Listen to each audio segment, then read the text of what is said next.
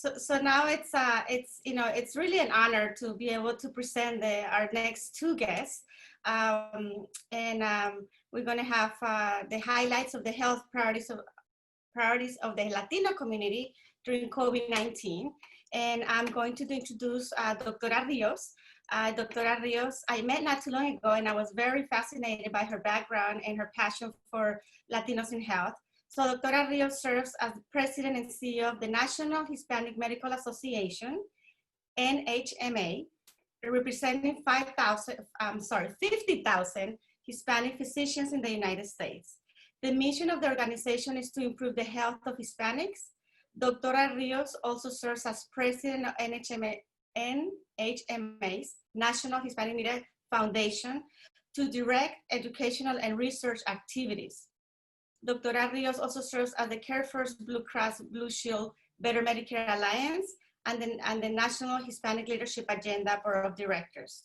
Dr. Rios has a lot in her resume, and I'm so impressed, and I am really really happy to have her as a moderator today with Dr. Facci, who, I mean, I don't think I could read Dr. Facci's bio. They send us a clip of his bio, but I don't think he's only, the man of the year, but I think the man of the decade.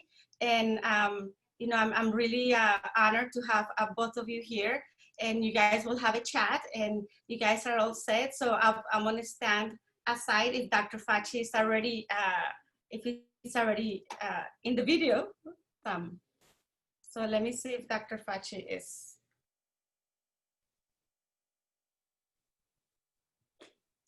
Fanny, they're bringing him on just now. Okay, so we'll wait for Dr. Facci. Dr. Rios, thank you for being here. Thank you for all your leadership. Oh, thank you, Fanny and Michael, for the honor to help you welcome Dr. Facci, who's a hero for all of us in healthcare right now, especially with COVID-19. And the National Hispanic Medical Association has been educating our own networks, so we're very happy to help with sharing the healthcare information from Dr. Facci with all of your networks, especially the Latino community that you all represent. You are the influencers, the National Association of Hispanic Publications. You are the influencers really helping to educate our communities about health and how to be healthier. Yes, yes. Thank you. And I know your organization has been really busy the last months. You guys have been having a lot of activities. Yeah, we started our COVID-19 video monthly briefings in May, and we just stopped for a couple of months because now we're having chapter videos, I shouldn't say videos, chapter briefings from around the country to hear doctors from different regions on what they've been doing to help our community. Doctors, healthcare executives, nurses, other speakers that we've had. And if you'd like to go to our website, nhmamd.org, there's lots of sessions happening all this month and all next month for Hispanic Heritage Month. So Dr. Facci is running a little bit late, so I want to talk to you a little bit about how's the Latino health, los doctores, how are they doing with all this, with all this pandemic? Well, you can imagine there are a lot of the doctors and nurses working in the hospitals, in the emergency rooms, in our clinics, and even in private practices have been overwhelmed with people being afraid of getting COVID-19, and especially our Latino patients that have diabetes and heart disease, especially those with high cholesterol and those who have already had a heart attack and are afraid of having another one or afraid of getting a stroke. I mean, this is a really deadly disease. I think that there's been a lot of burnout and a lot of mental anguish among our Latino doctors and nurses because, there's so few of us. Only 5% of all the doctors and nurses and dentists in the country are Latino. So they're getting bombarded. Our communities are having the worst impact. We're like 5 times the non-Hispanic white people having hospitalizations and deaths in our families. Wow, yes, and I read recently that the medical industry or los doctores, the nurses, they're they're having really um, high percentage of even suicides and and being burned out and all that. So that was Yeah, we're seeing what we call post-traumatic syndrome with this is like a war zone, really in our clinics and hospitals, especially the hospitals in the intensive care units where you have to think on your feet and then you see people that are dying who cannot see their families, or in nursing homes where they're very, very sick people that cannot see their families because of social distancing and the importance of not transmitting this virus. So it's very, very hard. And a lot of doctors and nurses, people don't realize they're in their 30s, they're in their 20s and 30s, and they've never seen this much death in one time. It's like being a soldier in the army, right? It's you train for it, but you don't realize how it impacts your own psyche.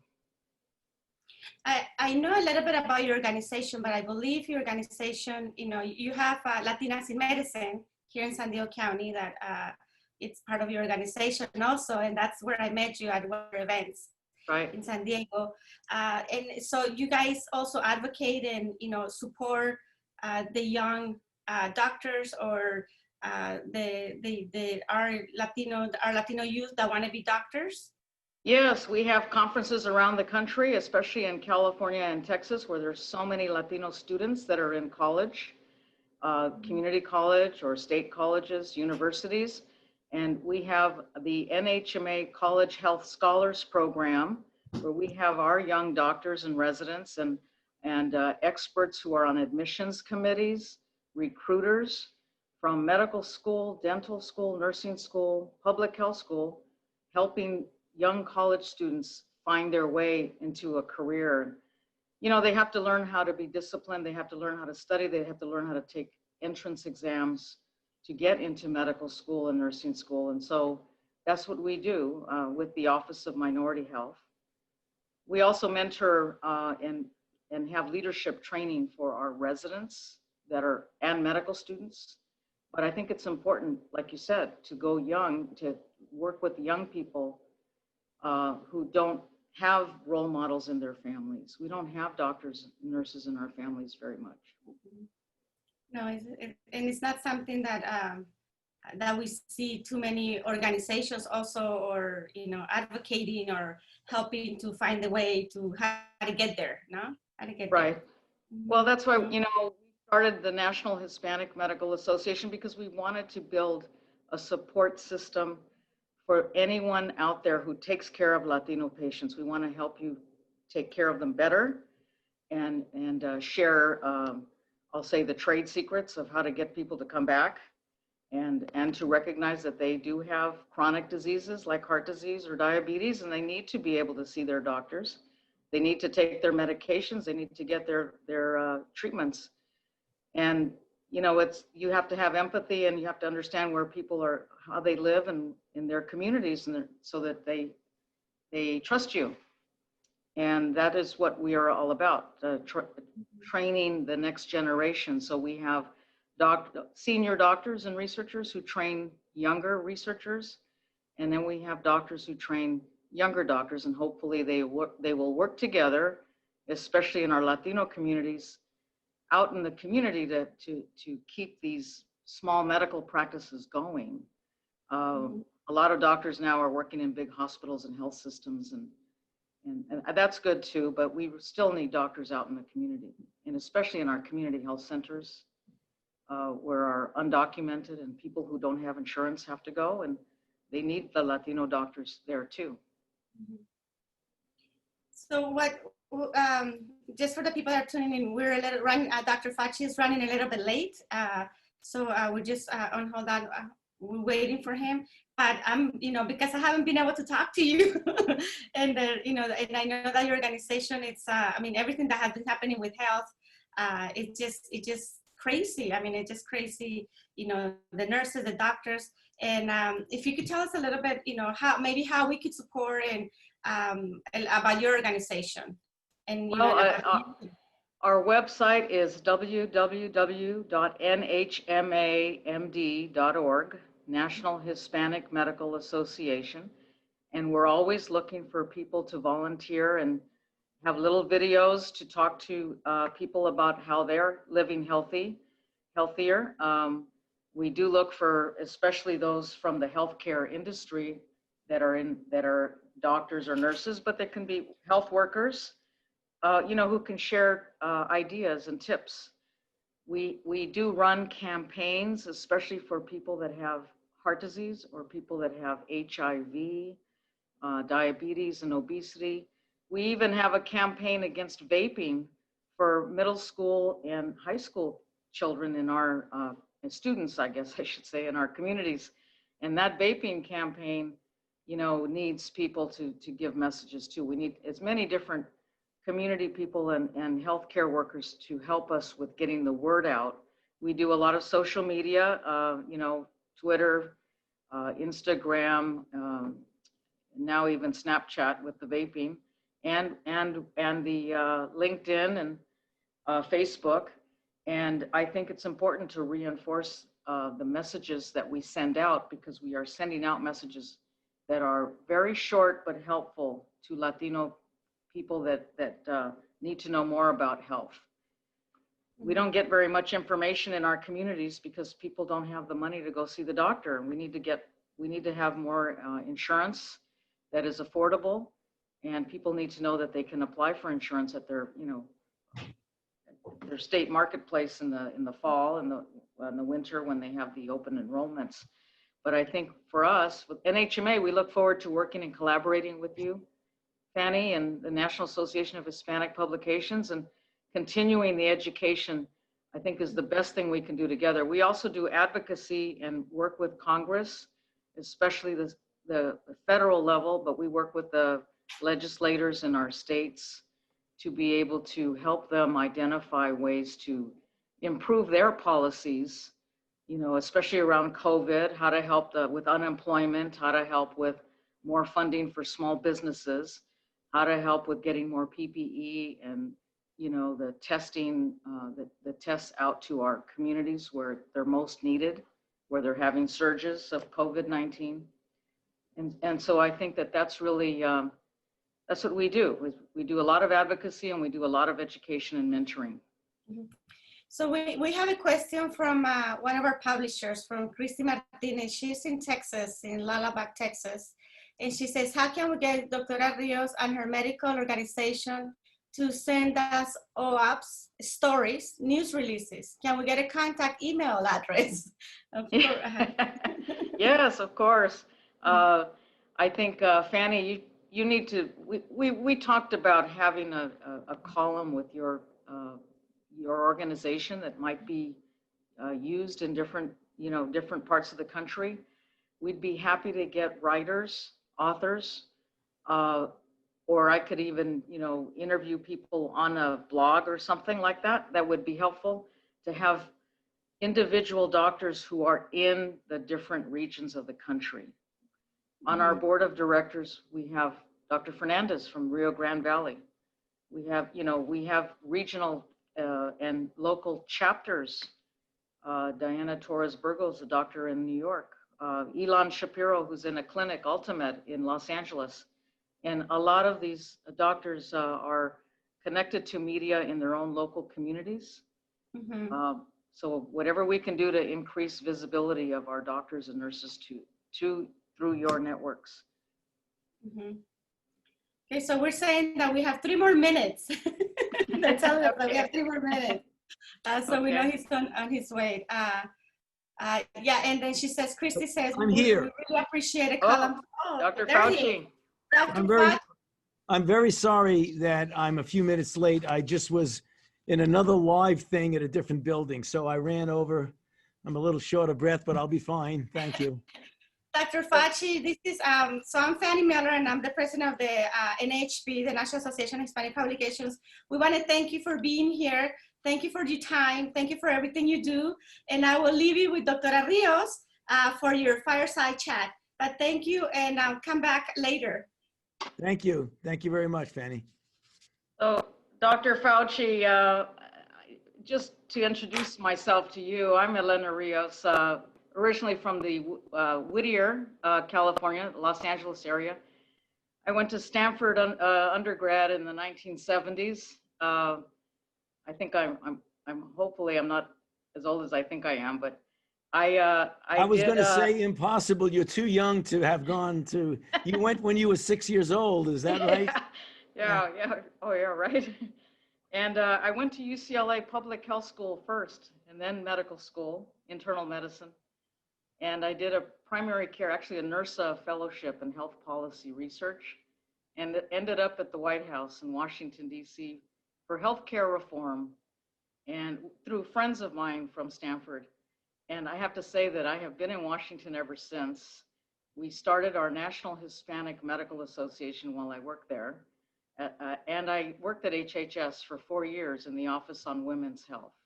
Oh, very nice. And I think that we all, from our organization, National Hispanic Medical Association, we really appreciate everything you've done in all your career. And we have to start from the beginning and tell us, you know, how did you get started?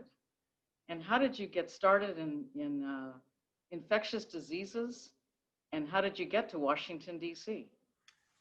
Well, Elena, it's a story maybe, you know, not too different from other people. I went to medical school, did an internship and a couple of years of residency at the New York Hospital Cornell Medical Center in the middle of New York City. And I came down to the NIH for a fellowship, a combined fellowship in infectious diseases and immunology. And my original intention was to go back to New York City and practice in a academic setting at the New York Hospital, which is what I really wanted to do. But when I got down to Bethesda, Maryland, and got engrossed in the research environment here, I fell in love with the idea of doing clinical research. And even though I was offered a job back in New York, I went back for a chief residency for another year for clinical training. And then I decided I would come back to the NIH and do full-time clinical research, making sure that I still had considerable contact with patients, but that I was going to be doing research. I was board certified in infectious disease and then board certified in clinical immunology, as well as in internal medicine. I did that for about 9 years after my chief residency and after I came back to Washington at the NIH. And then something happened which changed my life. And what happened was in 1981, the first reports of individuals who would ultimately be shown to have HIV. So in 1981, I made a major change in my career, and I decided to start studying these group of, at the time, all gay men who had an unusual disease that didn't even have a name yet. We were calling it GRID, or gay-related immunodeficiency. And also, I wanted to study if there's any way we could do any research on them, but it was tough to do before the virus was identified. So we did the immunological characterization of them from 1981 to 1983, 84, when the virus was discovered. Coincidentally, when that happened, the director of the institute where I was doing my research, the National Institute of Allergy and Infectious Diseases, decided to leave and become a dean at a medical school somewhere. And I was asked if I was interested in becoming director of the institute, which at the time would have been the youngest director ever to take over for an institute. I didn't really want to do that, but I thought it might be a good idea to get me involved in more broad issues of public health, global health, and research at the same time. And so I took the job. And what I did was I built up greatly our ability to do research in HIV, which was a good thing because it led to the development of all the drugs that have now transformed the lives of HIV-infected individuals to the point where they could lead essentially normal lives if they take the combination of drugs that are now available in essentially one pill. And then we got interested in other types of emerging infectious diseases besides HIV, Zika, Ebola, pandemic flu, and now, as you probably know, most of my time is being occupied with COVID-19, Right. which is one of the most extraordinary emerging infectious diseases that any of us have had to deal with, probably so historic in its impact that we've seen nothing like it in 102 years since the 1918 infamous pandemic flu of Yeah. 1918. So, Well, we're living in history, and we want to talk about COVID-19, Dr. Fauci, and let me tell you that the audience here are influencers in our communities. They all run Latino-owned and operated small businesses that have newspapers and websites. And there's quite a few people very interested in knowing things about how to take care of themselves and share that. One question I have for you is that you've spoken about your own personal routine and protocol to avoid becoming a statistic with this COVID-19. So can you share that protocol? Just what's the major lessons that we all need to abide by here? well, I strictly abide by the kinds of advice I give to the general public, the kinds of things that will allow you to avoid getting infected, or even infecting anybody else if you happen to get infected and are one of those individuals who have no symptoms. Because you got to worry about getting infected yourself, Yeah. but you also got to worry that you might get infected, not know it, because we have a certain percentage of people now, maybe 40 to 45% of the people who are infected don't have any symptoms at all. So what I do is 4 or 5 fundamental public health things I think everyone should do. Universal wearing of mask, maintaining social distance, the 6-foot rule, avoiding congregate settings and crowds getting together. Do things outdoors much more preferentially than indoors, and very frequently wash your hands or use the kind of Purell or other types of cleansers to wash your hands. It seems rather simple, Dr. Rios, Right. but the fact is, if everyone did that, we would not have the surges that we've seen, and we would be able to turn around the surges that we already are experiencing. So another question, people seem to be, very interested in this new virus, COVID-19. Are you tracking other viruses, and is this the most dangerous virus you've seen? Well, we certainly keep our eye out and our research agenda involved in any virus that's an emerging virus. In collaboration with the CDC, we're constantly looking for emerging and re-emerging infections. The same thing happened when Zika came upon us, and we did a major program with Zika. Ebola, we spent a lot of time in Africa with Ebola. I myself took care of Ebola patients. And then there's the concern always about pandemic influenza, but this is a unique situation, Dr. Rios, because, people often ask me, what's your worst nightmare for an emerging infection? What's the thing that you are concerned about the most? The question I keep asking, people ask me, what keeps you up at night? And it's the emergence of a brand new infection, generally one that jumps species from an animal reservoir to a human, that has 2 characteristics simultaneously. One, that it is highly transmissible respiratory virus from person to person. And 2, it has a high degree of morbidity and mortality, either in general or among a certain select group of people. And lo and behold, that was my worst nightmare, because we have a brand new virus that jumps species, likely from a bat to an intermediate host, whatever that intermediate host was, to a human. It's respiratory borne, and it has those 2 very, very important characteristics. It's extraordinarily efficient in its ability to be transmitted from person to person. And in certain people, particularly the elderly and those with underlying conditions, it can be severe. The numbers speak the truth, Dr. Rios. There are now 200,000 deaths in this country and close to 7 million infections, about 6.7 million infections. That's the worst pandemic outbreak we've had in 102 years since the 1918 pandemic. So what people kept on asking me, what keeps me up at night, now, practically speaking, is keeping me up at night because of all the hours that we have to put in to try and develop a vaccine and to try and develop therapies for this disease. Yes.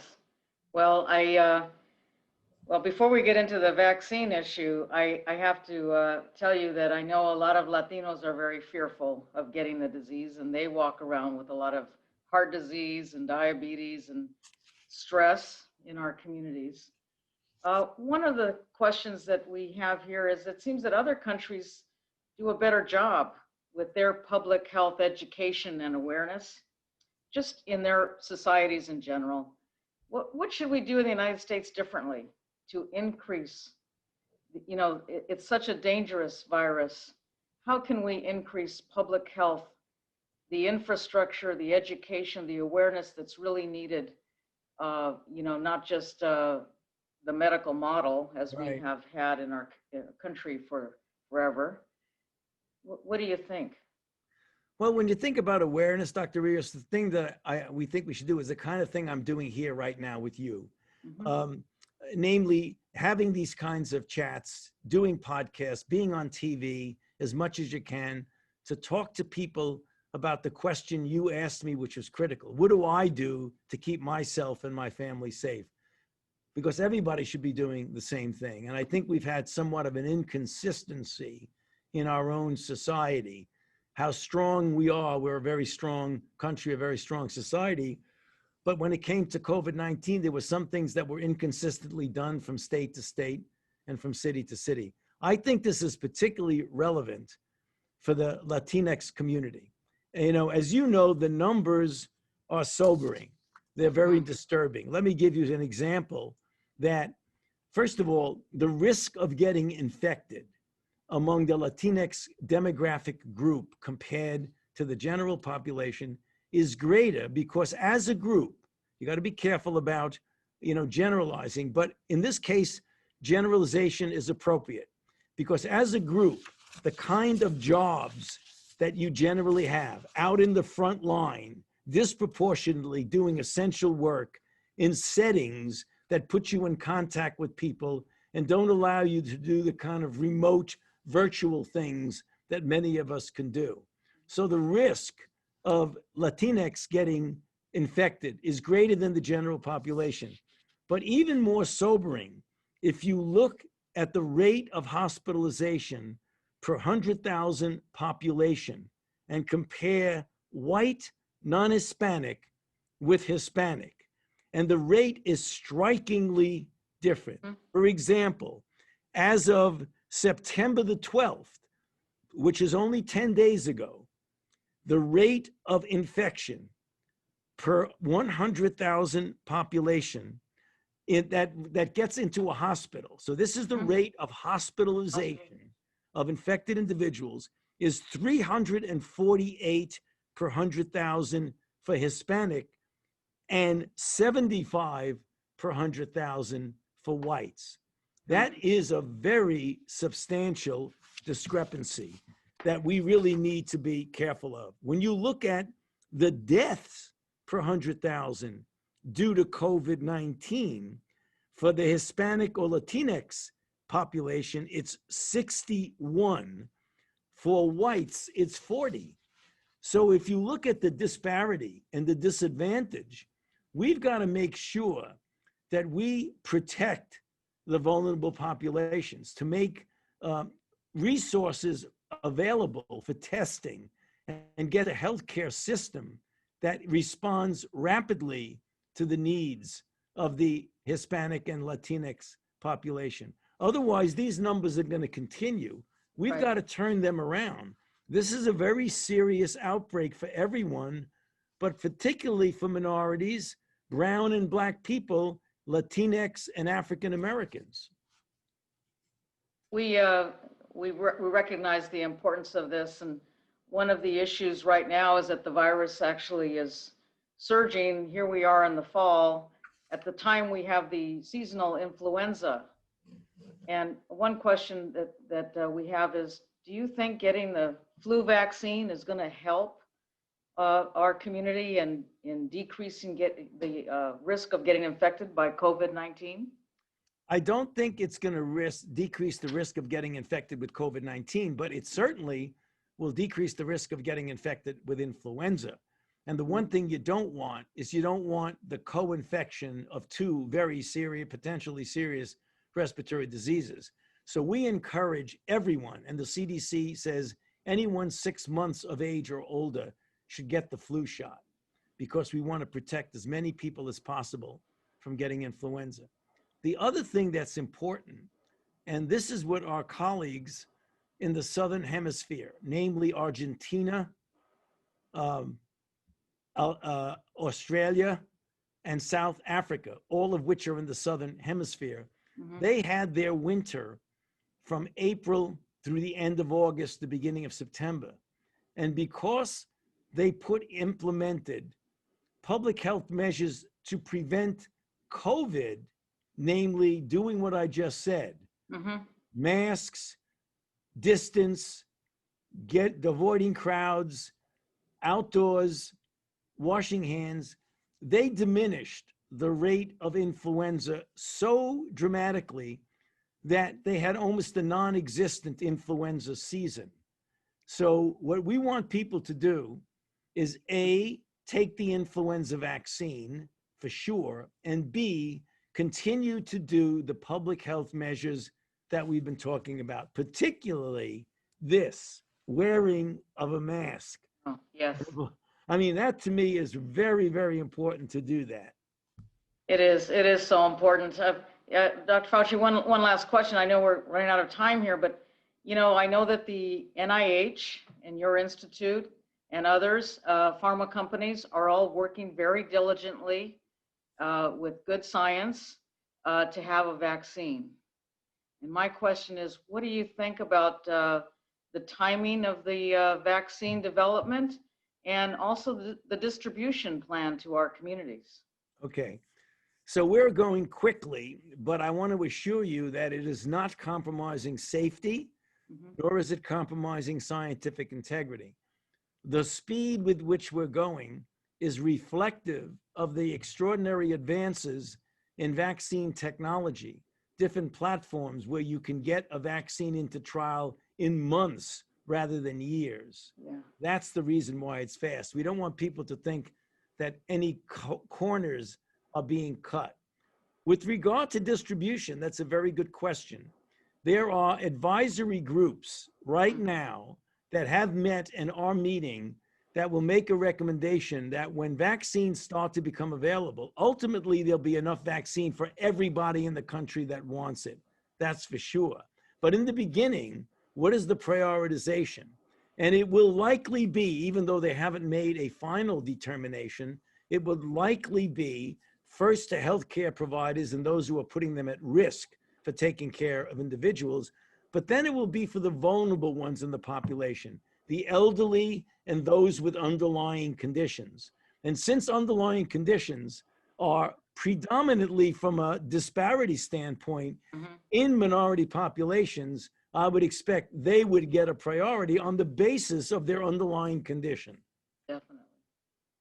Well, thank you very much, Dr. Fauci. I see Fanny's with us, and it's been a pleasure. And I really want to thank you for being such a role model for all of our doctors and nurses in the healthcare community, but especially for the Latino community, Latinx community, that to be able to hear your words of wisdom. Thank you very much. Thank you very much, Dr. Rios. I appreciate you giving me the opportunity to be with you today. Thank you, Fanny. I appreciate it. Yeah, I talked to myself. So sorry. We have a couple of questions before you leave, if it's possible. Just really quick. So I'm going to share with you that I was COVID positive. I had it a couple of, about 2-3 months ago, and I didn't have any symptoms. The only symptom I was actually out and about with a couple of friends, and I was going to drink a shot of tequila, and I didn't have any smell. So that's how I found out that I had, so I don't know how many days I had been running around probably not many because I do need my smell, but that's how I found out. I did get home and I, put myself in my room for 10 days, and I was fine. I didn't really have any big symptoms, but I know it's real when they say that there's so many of us walking around with no symptoms. So just wanted to share with my experience with COVID. And so we have a question. We have a couple of questions. We have from Clemente Nicado. He's in Chicago. Says the Centers for Disease Control and Prevention took down guidance. It posted it just days ago on how the coronavirus can spread through the air, saying the guidance was posted in a clerical error. What do you think about it? I think that there is a likelihood that some degree of transmission has occurred through aerosol. Let me explain what the confusion. When you speak or cough or sneeze, but even when you speak, droplets come out. Most of them drop after literally a few seconds. They go to the bottom. Some of them float around in the air for a while. That's called aerosol. And most of us think that there is some degree of aerosol transmission. There's argument about that. There's been that disagreement that you've seen and heard with the CDC going back and forth with taking it off. I think we should assume that there's a degree of aerosol out there. The question is, Fanny, it doesn't make any difference if you wear a mask. That's the reason why if you do the 5 things that I mentioned to Dr. Rios, wear your mask, physical distance, avoid crowds, outdoors more than indoors, and wash your hands. Whether there's a 5% or 10% or no percent aerosol, doesn't matter. Just do the public health measures. There you go. Looking good. Thank you. And we have another quick question from Christy, also in Texas. Our local to national government is becoming lax. Does the public follow the lead? So how can we be sharing your message when the government is rushing opening businesses, schools, and etc.?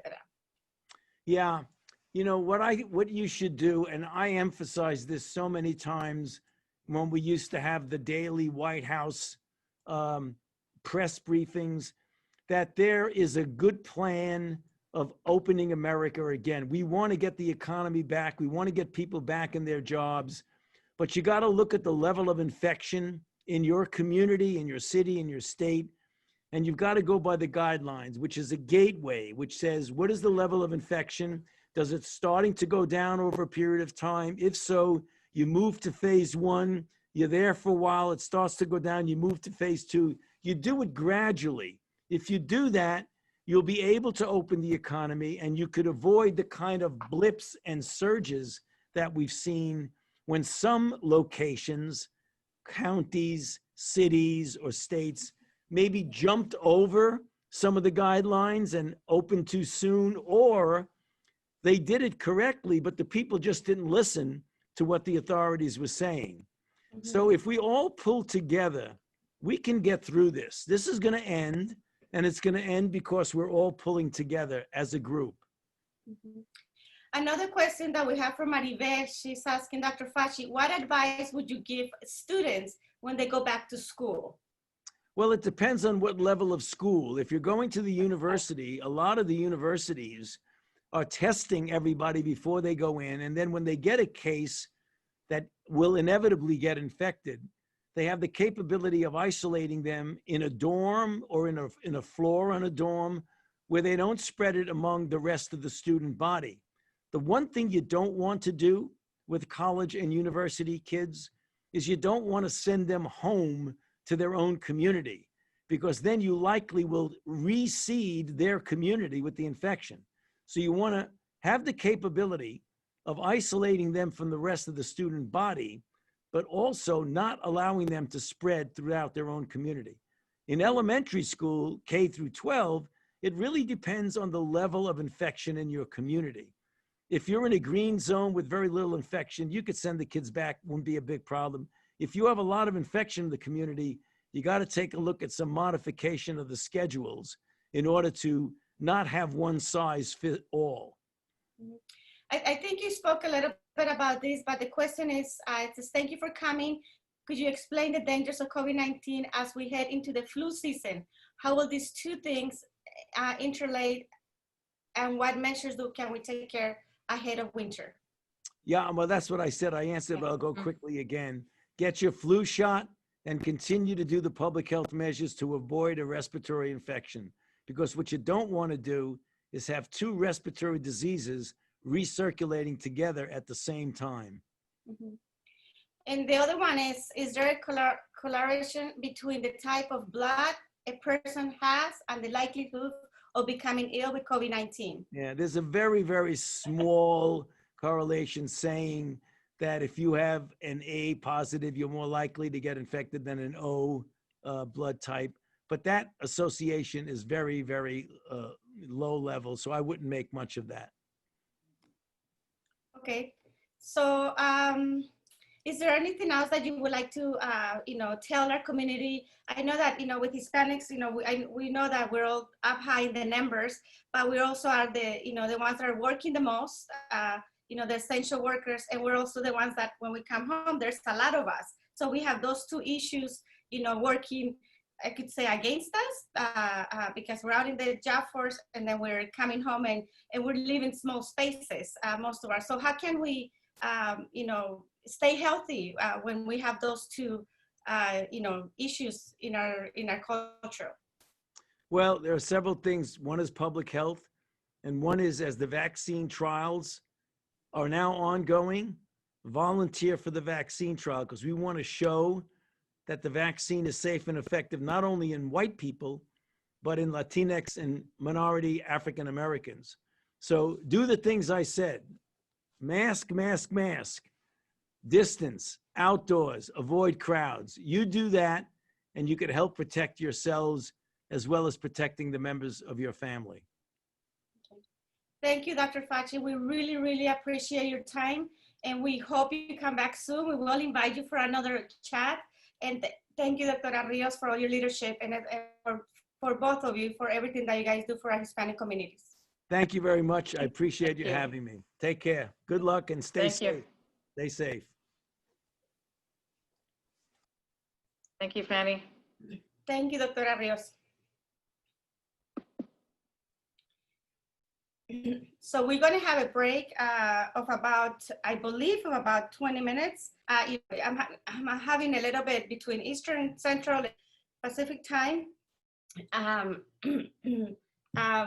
We're going to come back for our energy,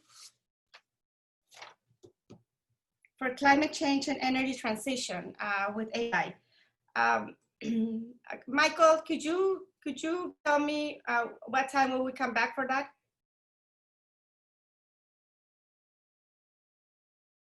Well, Michael doesn't seem to be there, but there we go. Michael?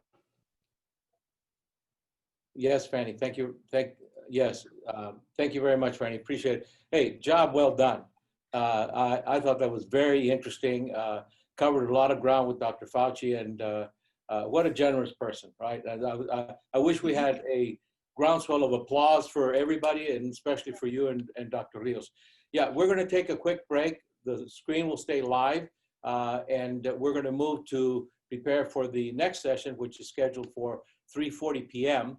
And that's the session dealing with climate change and energy transitions. So we have a couple of people, representatives of the American Petroleum Institute, and of course, British Petroleum, otherwise known as BP. Please, I'm gonna moderate that so it won't be a big heavy lift having to see me all over again. But nonetheless, I wanted to thank you for a job well done, Fanny. Thank you. I think it's great, And I apologize for not getting to everybody's questions. There was a few more questions, but we could also just send them an email if you guys need to answer any of the questions of the publishers or of the public who was watching. And as you heard him say, he went from one media interview to another. He had to go from one building at NIH to another building, and it just goes to show how much in demand he is. And I have to say, pobrecito, I saw him yawning, and he's not getting a lot of sleep, that poor guy. So God bless him. I hope he stays healthy. So with that, Fanny, I think we can sort of let people know that we're going to take a quick break. Stay tuned, and we'll be looking forward to having you back at 3:40 Eastern time. Okay, a couple of minutes. Okay, we'll be back. Couple of Thank you. Gracias.